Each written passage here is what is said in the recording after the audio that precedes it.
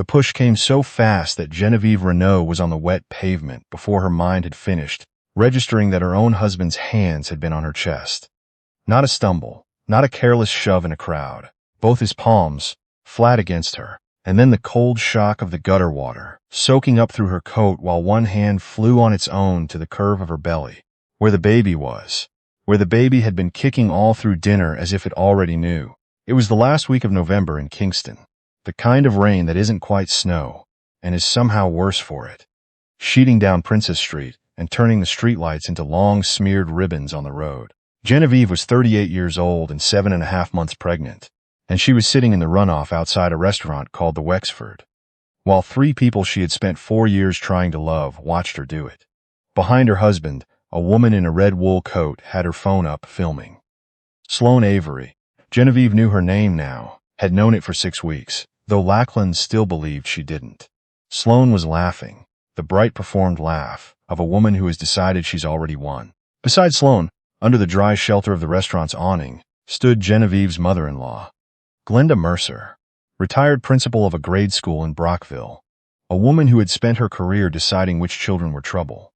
Glenda was not laughing. She was watching with her hands folded over her good purse and an expression of mild, settled satisfaction, the look of a woman watching a long project finally come to its natural end. Lachlan didn't look back. He turned, put his arm around the red coat, and walked toward the valet, already digging for the fob to the leased Audi he couldn't actually afford. He was talking. He was, Genevieve realized, telling Sloane some story, his head tipped down toward hers, completely unbothered, as if he hadn't just put a pregnant woman in the street. Genevieve stayed where she was for the length of 9 slow breaths. She had learned a long time ago, on the worst nights of her career, that the body will do what you train it to do, and she had trained hers to go still and quiet when everything in it wanted to come apart. So she went still. She felt the rain run cold down the back of her neck. She felt the baby shift, low and heavy, and she pressed her palm flat against the place where a small foot was pushing back. And she thought, very clearly, all right. Then she reached 2 fingers into the collar of her ruined dress and found the chain she always wore, and the worn silver dollar hanging from it, drilled through near the rim and strung there since she was 14, her father's coin.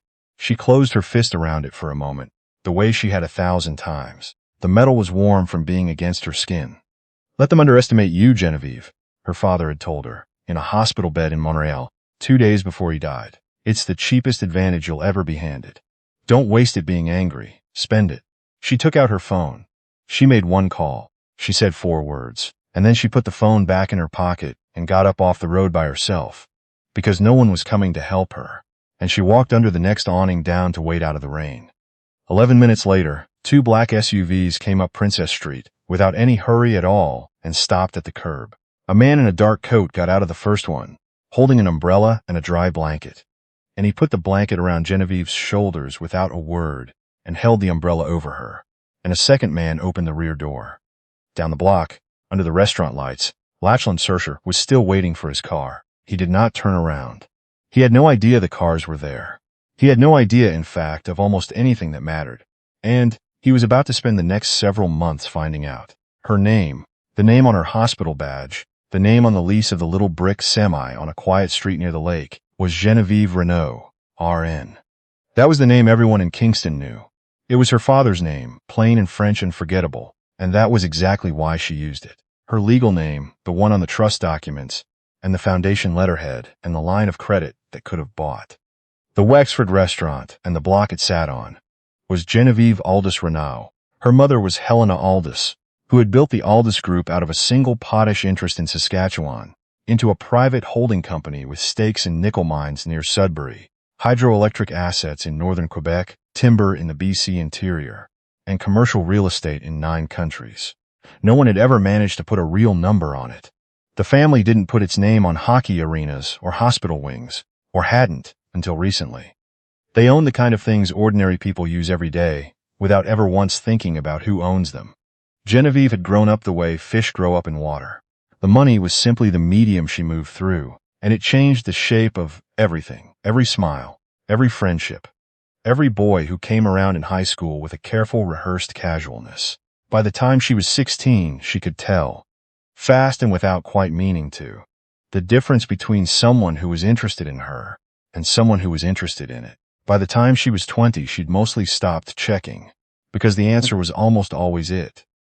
And there's only so many times a person can find that out before they go numb to it. Her father changed that, and then he died. Emile Renaud had married Helena Aldous, and never once tried to pretend the marriage was between equals on paper, and never once acted as if it were anything but equal in every way that mattered. He was an unhurried man who fixed his own canoe and made his own coffee and considered both of these things basic conditions of being a grown person. When Genevieve was 14, his heart simply began to give out, slowly, over a winter, and she sat beside his bed for the last 3 days of it, holding the hand that had taught her to paddle, watching the monitor she didn't yet understand. She decided, in the strange cold clarity that sitting with the dying gives a person, that she wanted to be the one holding the hand. Not the one who wrote the check to the hospital, the one in the room, the one who was useful when it counted. So she became a nurse, not an administrator, not a director of the family foundation, an actual floor nurse, labor and delivery, the messiest and most human corner of the whole building. She did her training at McMaster under Renaud. On a bursary she qualified for fair and square, and she finished near the top of her year. And then she took a posting in Kingston, a stone city, where the Aldous name meant nothing, because the Aldous name had never once needed a place like Kingston to know it existed.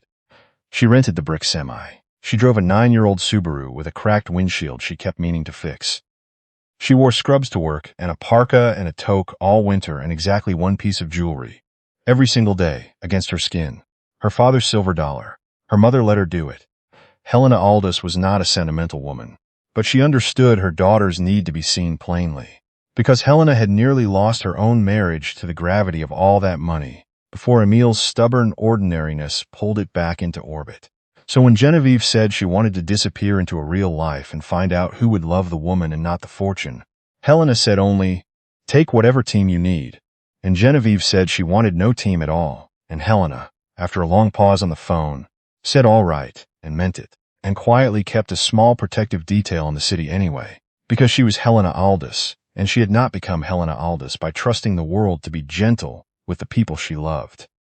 That detail was why the black SUVs came up Princess Street in 11 minutes instead of never. She met Lachlan Mercer in her 34th year, at a friend's birthday at a pub on Ontario Street, on a night after a shift that had nearly broken her. A young mother had hemorrhaged after delivery, fast and frightening, and Genevieve had kept her voice low, and even while she did what needed doing, and kept 2 newer nurses from going to pieces, and the woman had lived, and her daughter had lived, and Genevieve had driven home shaking, and then washed her face and gone out anyway, because she couldn't stand the idea of the empty house. Lachlan was handsome in the particular way that financial advisory men are handsome, well-barbered, and symmetrical, wearing his confidence like a good jacket that fit just well enough that you didn't look too closely at the seams. He worked at a boutique wealth management firm called Caro Finch. He talked about deals the way some surgeons talk about surgeries, with a hush in his voice that assumed you'd be impressed. And Genevieve ran her old automatic assessment, the 90-second read, and for once it came back unclear, which almost never happened. Because Lachlan didn't seem to be working an angle, he asked about her shift and listened. He remembered a week later the name of the young mother. He showed up when he said he would, and on time. He did not Google her, because there was nothing to Google. Genevieve Renaud was a nurse with a cracked windshield. He never asked about her family's money, because as far as he knew there wasn't any money to ask about. For 2 years, she watched him the way she watched everyone, patiently, without telling him she was doing it. She watched how he tipped. She watched how he talked about clients who weren't in the room. He wasn't extraordinary, but he seemed decent. And after a lifetime of people who wanted the fortune, decent felt like the rarest thing in the world. They married in their 3rd year together. A small ceremony at a lodge up near the Thousand Islands. Genevieve's mother present and gracious, and giving away nothing, introduced simply as Helena, a businesswoman, retired.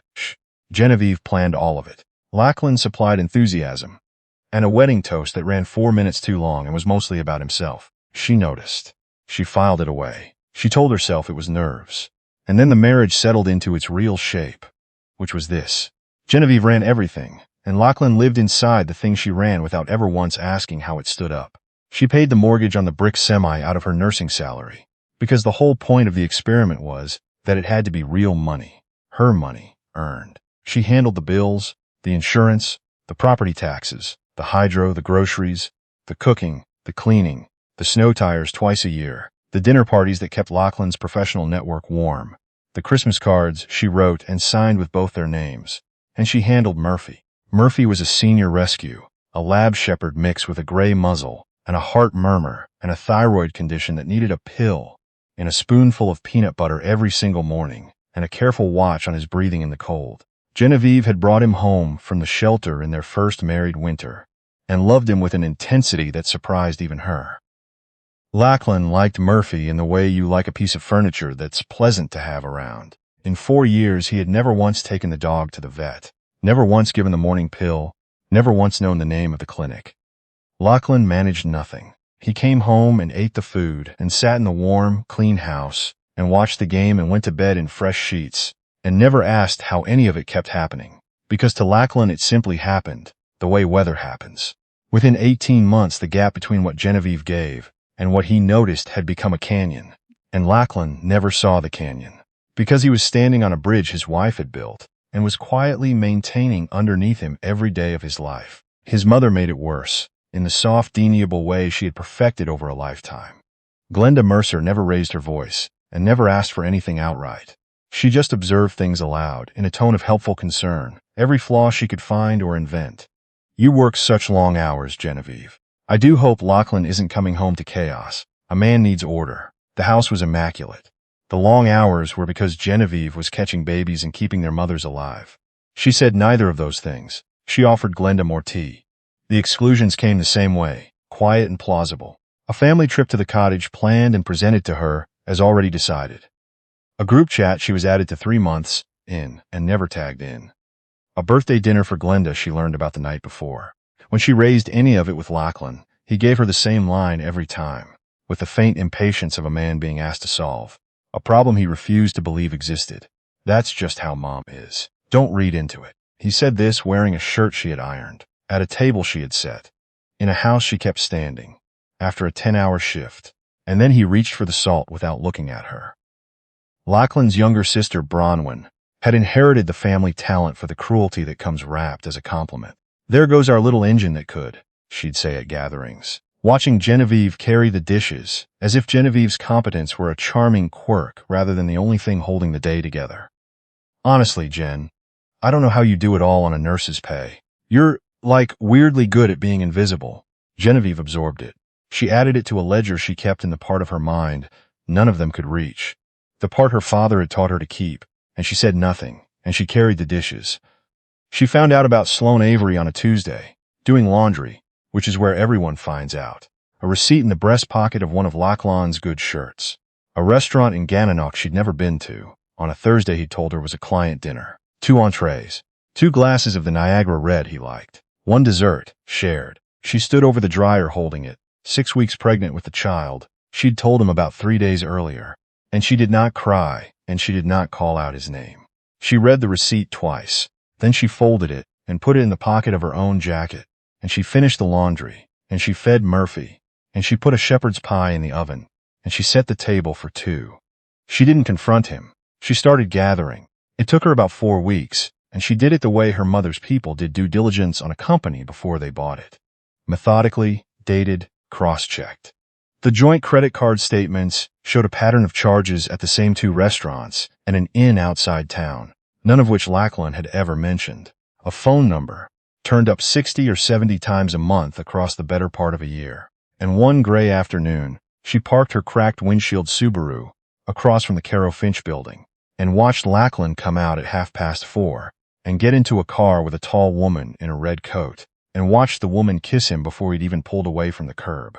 Sloane Avery, an advisor at a competing firm, 31. The kind of conspicuous, certain woman who wore red to a weekday lunch and wanted you to notice. Genevieve photographed her from across the street with the zoom on her phone.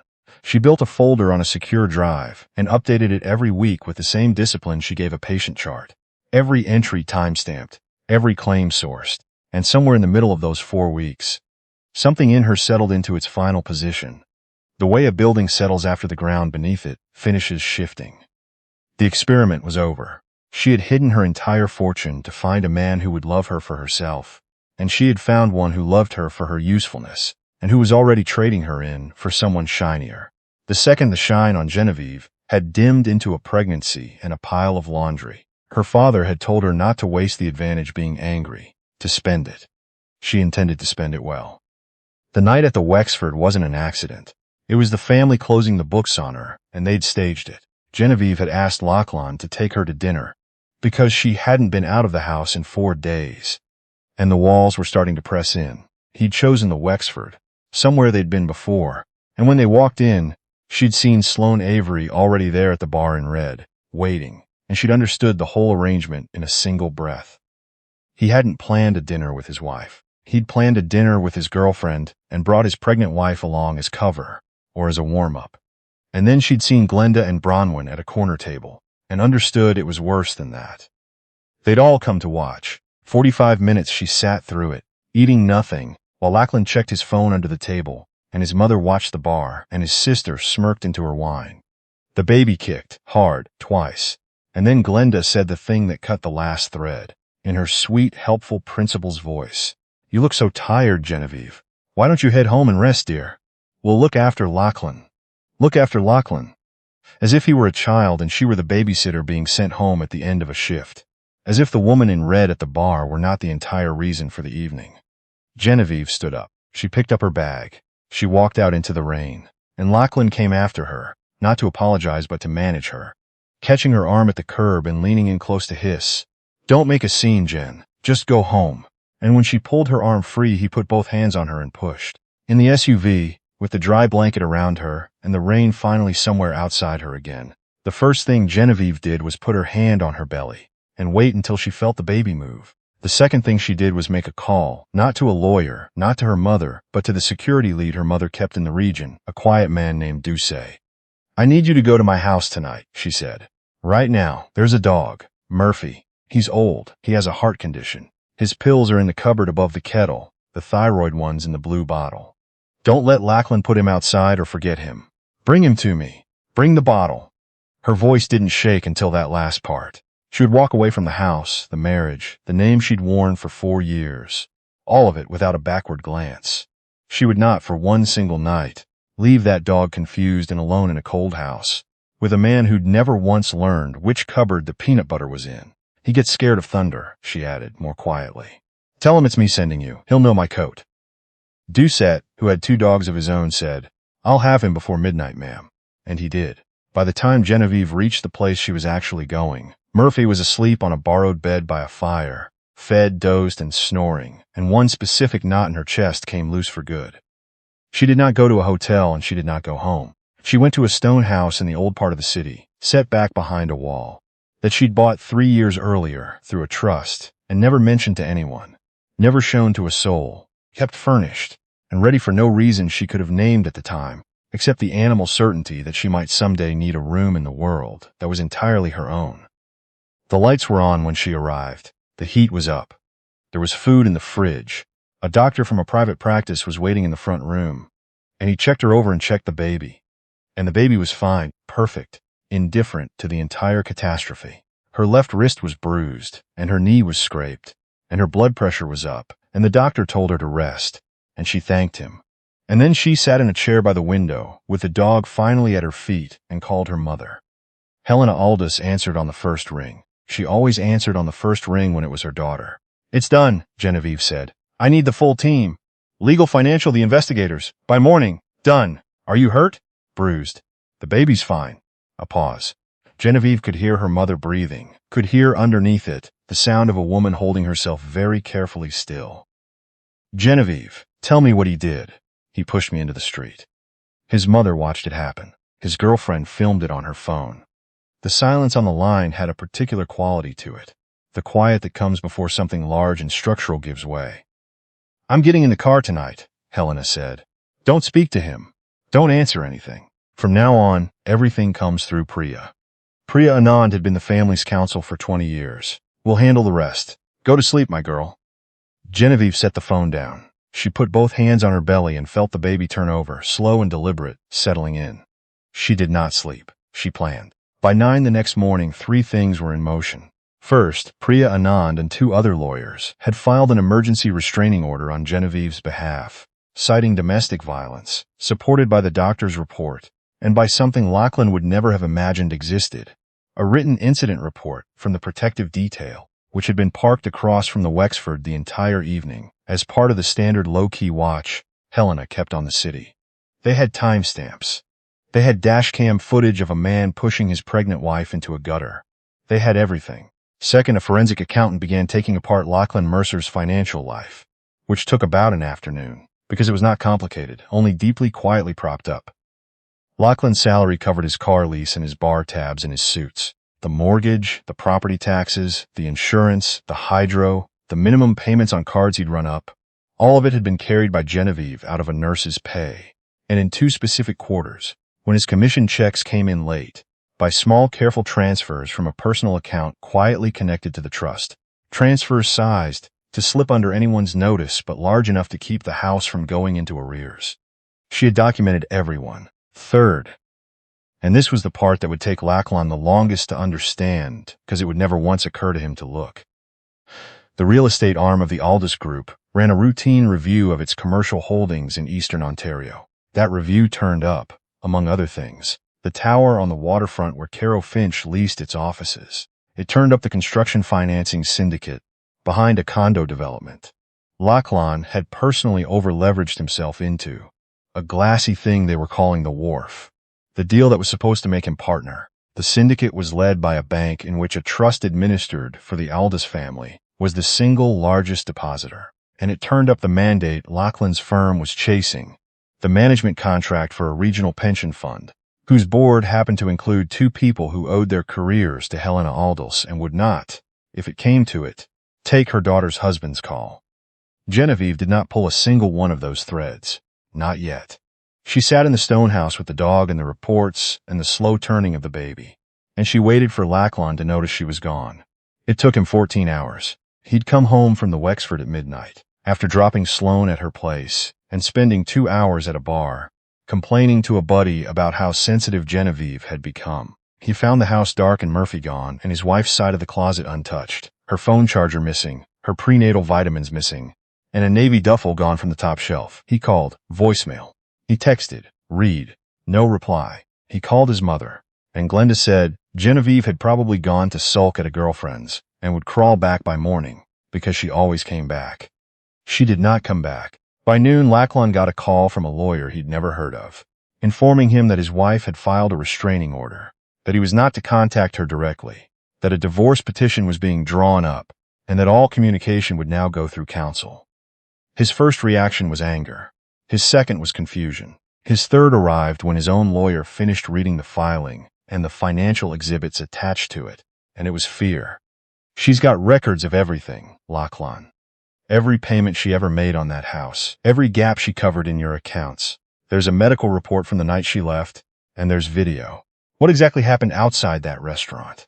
And Lachlan Mercer sat in his lawyer's office and felt the floor move under him, not all at once, but the way a building begins to move when somebody starts pulling out the load-bearing pieces, one quiet block at a time. Genevieve's revenge was not loud. She had no interest in loud. She simply removed herself, and the removing revealed the size of the thing she'd been holding up. Week 1.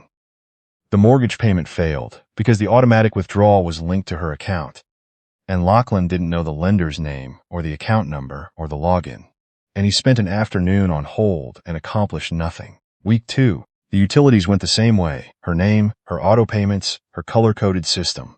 The hydro bill went unpaid, then the gas, then the internet, and the shut-off notices stacked up on the kitchen counter, beside the takeout containers, because Lachlan didn't know where she kept the files, or which files he was even looking for. Week 3, Murphy's old prescription, which Genevieve had taken with her along with the dog, was a problem only in the sense that Lachlan now had a house with no dog in it, and somehow that was almost worse. He'd find himself looking at the empty spot by the back door. Week 4, the Wharf deal began to stall. The construction financing, which had been moving along smoothly, hit a sudden unexplained delay at the bank. Calls weren't returned. Emails got vague answers about additional review periods. His partners got restless, then nervous. The pension mandate the firm had been favored to win quietly went to a competitor. None of it, not one piece, did Lachlan connect to his wife. Why would he? She was a labor and delivery nurse. She made $56,000 a year. She drove a Subaru with a cracked windshield. The notion that this woman was somehow tied to the machinery grinding his career to a halt was as unthinkable to him as the notion that the person who ironed his shirts could have bought his firm a few hundred times over and barely felt it leave the account. Glenda came to help. She lasted 9 days. In those 9 days, she discovered the full architecture of what her daughter-in-law had been quietly running. The spreadsheets, the automatic payments, the maintenance calendar, the vet records, the insurance binders, the whole invisible operation that had made Lachlan look, to the outside world and to Sloane Avery, like a man who had his life together. She ran all of it, Glenda said to Bronwyn on the phone, in a voice Bronwyn later described as shaken. Every single thing. I didn't know. She was always a bit much, Bronwyn offered. She was the only working adult in that house, Glenda said, and I helped push her out of it. It was the first honest sentence Glenda Mercer had said about Genevieve in 4 years, and it came far too late to matter. Sloane lasted 6 weeks after Genevieve left. She'd been drawn to a particular version of Lachlan, the one with the clean house and the dinner parties, and the upward trajectory, and the wardrobe of pressed shirts, a man who seemed to have it handled. What she'd actually been admiring was Genevieve's engineering. Stripped of his wife's invisible infrastructure, Lachlan was a man who couldn't find the water shut off, who ate cereal for supper 4 nights a week, who had a dead lawn and a stack of overdue notices, and a deal coming apart, and a spot by the back door where a dog used to be.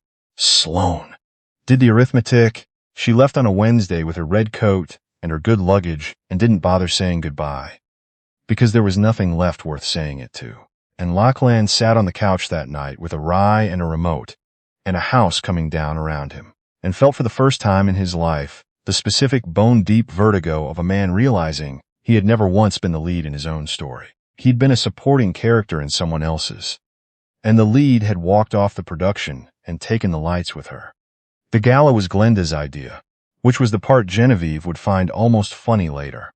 3 months after the separation, still with no clue who Genevieve actually was, Glenda had thrown herself into organizing a fundraising dinner for the new maternal and child health wing at the Kingston hospital, the very unit where Genevieve had worked. It was a transparent bit of repair work, Glenda positioning herself as a community benefactress, using the emotional weight of sick mothers and new babies to launder the Mercer family's image and, not by accident, to rebuild the kind of social capital that might float Lachlan's foundering career. She booked a ballroom at a hotel on the waterfront. She had programs printed. She invited 200 people. She seated herself at the head table and put Lachlan beside her, freshly cut and in a new suit, performing the role of devoted son and pillar of the community. The chair on Lachlan's other side was left empty. It was reserved for the evening's principal donor, whose identity the event coordinator had confirmed only as a representative of the Aldous Foundation, a name that meant nothing to Glenda. Why would it? The Aldous family had spent 40 years making sure it meant nothing to people like Glenda. Anonymity in their world was not a quirk. It was a tool, kept sharp. At 7:45, the ballroom doors opened, and Genevieve Aldous Renaud walked in, and she was not the woman any of them remembered. The scrubs were gone. The exhaustion was gone. The smallness she'd worn for 4 years like a borrowed coat was gone. She was in a long, dark dress, plainly cut, the kind of garment that says money not through any ornament, but through the simple, ruthless perfection of its line. Her father's silver dollar hung at her collarbone on its chain, the one common thing about her, and the most important. She had a man and a woman a half step behind her, neither of whom were servants, and both of whom were clearly there for her. And she walked across the room at the unhurried, certain pace of a person who has already counted every exit and every face, and found nothing in the room to be afraid of. Glenda saw her first, and her face ran through its whole catalog in about 3 seconds surprise, then confusion, then alarm, then a pale dawning recognition that the ground had shifted in some fundamental way she could not yet name. Lachlan saw her next, his mouth opened. Nothing came out of it. He looked at his wife, and at the coordinator hurrying over to pull out the empty chair beside him, and at the program in his own hand, where the words the Aldous Foundation were printed in gold near the top, listed as the gift that had made the entire wing possible. And something behind his eyes began, very slowly, to come down. The way a tower comes down when the steel inside it lets go. Genevieve sat in the empty chair. She did not greet her husband. She did not greet his mother. She picked up the program and read it, and set it down. The coordinator went to the microphone and introduced the evening's lead donor, reading from a card. The Aldous Foundation, established 1991, one of the largest private philanthropic organizations in the country, tonight represented by its director, Genevieve Aldous. The room applauded, warm and unknowing. Lachlan did not move. Glenda's hands were locked together in her lap. Genevieve rose and walked to the podium and looked out at 200 faces. Some of them from the unit where she'd worked the night shift. Some of them from Lachlan's careful little world. Most of them strangers. And she spoke for about 4 minutes. She spoke about the wing, and the families who'd use it, and the nurses who worked 12-hour shifts, and then went home and ran entire households, and came back the next morning and did it again. She spoke about the work nobody sees. She spoke without ever once saying his name. About the people who hold whole systems up on their backs and are called controlling, and a bit much and weirdly good at being invisible. When the honest word for them is load-bearing. She didn't mention Lachlan. She didn't mention Glenda. She didn't have to. Every person at that table who knew the Mercers understood exactly what they were hearing. A woman who'd been put face down in a gutter in the rain announcing, in a level voice, that the street had always belonged to her. She came back and sat down and took a sip of water. Lachlan leaned toward her, his voice barely there. "Jen, I didn't know. I swear to God I didn't know." She set the glass down and turned her head just enough to look at him. And her face was the one she used to put on in the delivery room when a family asked her whether everything was going to be all right, and the truthful answer was complicated. Calm. Direct. Finished. "I know you didn't know, Lachlan," she said. "That's the whole point. You were married to me for 4 years, and you never once asked a real question about who I am. You never asked because you were never actually curious. And now you're sitting next to me at a table with my family's name on it in gold, and the only thing you can think to say is that you didn't know." She let that sit for a second. "I've already moved on. You should start." She turned back to the room, and she did not look at him again for the rest of the night. He sat beside her for 2 more hours, perfectly still, while his mother gripped her own hands, and his old business contacts came over to congratulate Genevieve on her family's generosity, and not one single person, the entire evening, asked Lachlan Mercer how he was holding up. The weeks after the gala finished what her leaving had started. The wharf deal died. The financing was formally declined. The partners pulled out, and Caro Finch, already wobbling under months of Lachlan's disorganization, began shedding clients. The firm's lease, in a tower connected through ownership layers Lachlan would never trace, came up for a rent review, and the new terms weren't punitive at all. Only market rate, which was the cruelty of it. Because market rate without Genevieve's invisible subsidy, quietly closing the gaps, was simply more than he could carry. Glenda left Genevieve a voicemail through Priya, 15 minutes long, containing the word sorry 4 times and the word family 11 times, and not one specific admission of anything she had actually done. Genevieve listened to it once and deleted it. Bronwyn sent a text. "Hey Jen, hope you're doing well. I know things got complicated. Any chance we could connect through the foundation? I've got some ideas for a nonprofit." Genevieve read it and didn't answer. Bronwyn could apply through the website, like everyone else. The woman who'd called her the little engine that could, was welcome to get in line behind the rest of the engines. Lachlan tried, through counsel, exactly once, to ask whether there was any chance of reconciliation. Genevieve was on the second-floor balcony of the stone house when Priya relayed it. The baby had come 3 weeks before, a girl, 6 pounds 11 ounces, healthy and furious and perfect, named Emily, after a man who fixed his own canoe and made his own coffee, and told his daughter to spend her advantages instead of wasting them on anger. She was asleep against Genevieve's chest, one small hand curled into the blanket. Murphy lay at her feet with his gray muzzle on his paws, breathing slow and even. "Tell him I forgave him a while ago," Genevieve said, "and tell him that forgiving someone and going back to them are 2 completely different things." On a Sunday morning in January, the year's first real snow came down over the lake, fat and unhurried, and Genevieve Renaud stood at the railing of the balcony with her daughter bundled against the cold and watched it fall. Her mother sat behind her in a chair with a cup of tea she'd made herself, saying nothing, because Helena Aldous understood that some silences were the whole conversation. Murphy was stretched out warm by the door. Genevieve lifted Emily a little higher, and the baby's eyes went wide at the snow, at the simple, impossible fact of it. And her hand came loose from the blanket and reached up, not for the silver coin at her mother's throat, not for anything she could hold, but for the falling light itself, the way newborns reach for the things that are too big and too far and theirs anyway. Genevieve thought about the gutter and the rain and the 9 slow breaths. She thought about her father's hand going still under hers. She thought about 4 years of holding up a house and a husband and a marriage for people who'd called her a bit much when the truer word had been there all along if any of them had cared to look. She was not angry anymore. The anger had done its job and been let go. She was not even sad, most days. She was something she hadn't been since she was a girl in deep water learning she could swim. She was free, free of the costume, free of the test, free of the long, exhausting work of waiting to be seen by people who were never going to bother looking. She had hidden a fortune to find love, and what she'd found instead was emptiness. And in the emptiness she had found the one thing that turned out to be worth more than any of it. She had found her way back to herself. The quietest woman in the room, it turns out, is sometimes the one who built the room and laid the floor and carried the roof on her own 2 shoulders for years without a word. And when she finally decides to step out from under it, the whole thing comes down behind her, and the people who were standing on her discover, far too late, that they were never standing on anything solid at all. Emily's hand closed on a single falling flake and opened and found it gone and reached again for the next one, and the snow kept coming, and Genevieve held her daughter up into all of it and let herself, finally, be warm.